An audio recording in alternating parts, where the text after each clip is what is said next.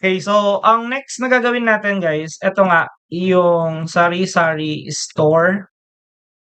Then, set natin yung total sales nila. So, ito yung program na i-create natin using yung C language natin. So, since gagamit tayo ng function, ang first na gagamitin natin dito ay float. So, since store po siya, gumagamit kasi ng decimals yung mga store, kaya float yung ginamit natin. So, ibig sabihin, we're expecting to receive yung numbers natin with decimal. And yung pangalan ng function natin ay calculate total. And then sa calculate total natin, meron tayong float na price. So, ito yung array natin na price kasi magre-receive tayo ng multiple items para sa magiging store natin. And then, meron tayong quantity para malaman kung ilang quantity yung bibilin na item. Then, yan din ay naka-array po siya. And then, yung next naman is yung mismong size natin. Okay, so gagamitin natin yung mga variables na ito para makalculate natin yung total sales natin. So, gagawa tayo ng variable na total, pero since wala ka pang natototal, so isi-set mo muna siya into 0. Okay? And then, after nun, ang next na gagamitin natin dito ay magke-create tayo ng for loop. So, sa for loop natin, we'll be using yung I variable natin. And then, isi-set natin yung I natin into 0. Tapos, yung I natin, ile-less than natin siya sa magiging size ng mga items natin, kung ilang items. And then, mag-I++ tayo for iteration ng program natin.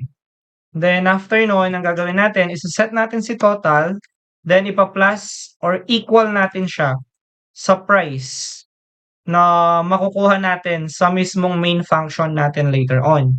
Then, isi-set natin yung I dito, mumultiply natin siya sa mismong quantity natin. Then, since array siya, so ilalagay natin yung I din dito. Then, semicolon. So, pinaka-work ng function natin is to calculate yung magiging total natin. Kaya, si total yung kinall out natin dito.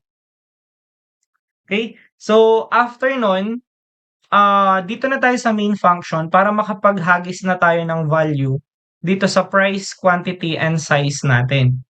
So, ang gagawin natin, first ay gagamit tayo ng items.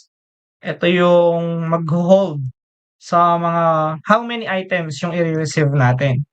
So, after nun, ipo-prompt natin si user na how many items yung i-receive natin. Then, after nun, we will be using yung scanf natin. So, sa scanf natin, magpo-%d tayo. Then, comma. Then, kukunin natin yung reference natin with the variable items na meron tayo. Okay, so ngayon, we can ask yung user natin na i-hold yung magiging value ng ano natin, user input. Then, after nun, we will be receiving yung float natin na variable ay price. So, yung price natin, it can receive 100. Okay, and then yung ating quantity din. So, yung magiging storage location natin ay 100 din siya. Then, after nun, magkakaroon tayo ng for loop dito. So, sa for loop ay, again, gagamit tayo ng I is equals to 0. Then, I, less than natin siya sa items na meron tayo. And then, I++. Okay, so after nun, ang gagawin natin next ay, of course, ipiprint natin yung item 1, ganun. So, magpiprintf tayo dito. Then, ang gagawin natin, we will set yung /n natin for new line.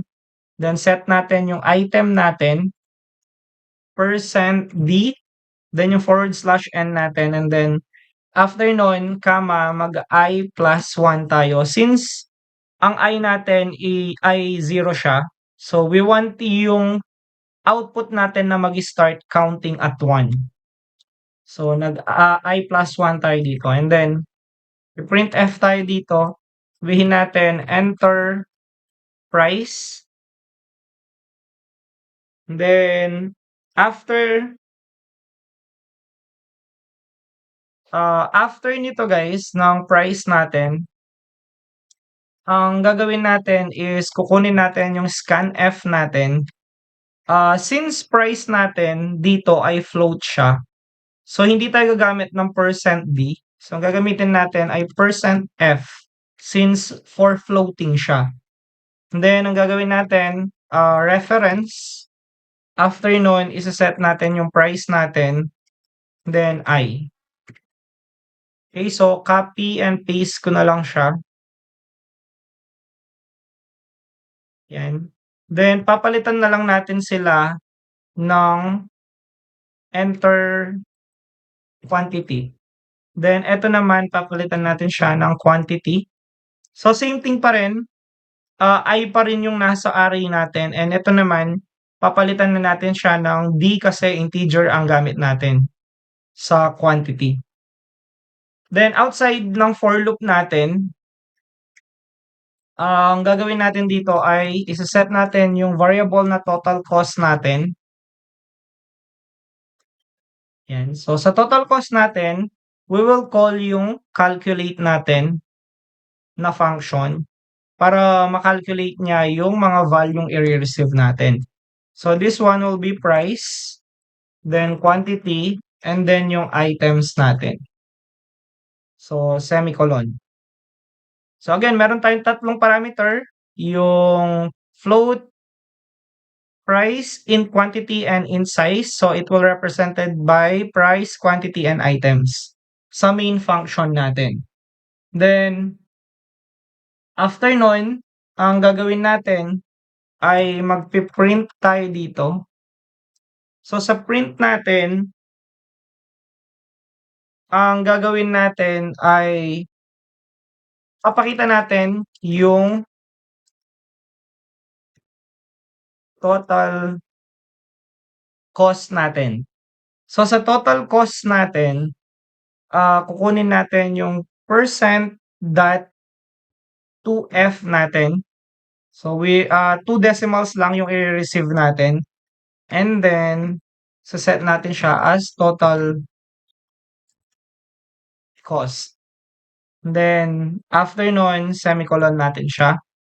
And dito magkakaroon tayo ng if condition. So if yung total cost natin ay greater than equal siya sa 1,000, ang gagawin natin ay magpi-print tayo, printf, print tayo ng customer gets free gift, /n, then semicolon.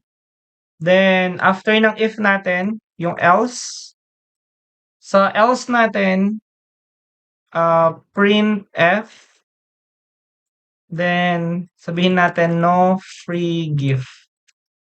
Yan. And then /n, semicolon. So, eto ngayon yung sari-sari store natin using yung C language. So, i-run natin siya.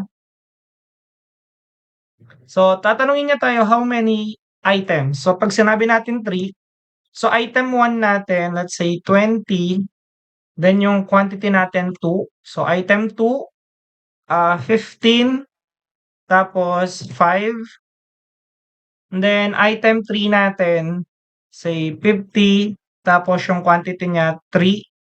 So, ang total natin ay 265.00 and no free gift siya kasi yung free gift natin pumapasok lang siya kapag 1,000 pataas yung total cost natin.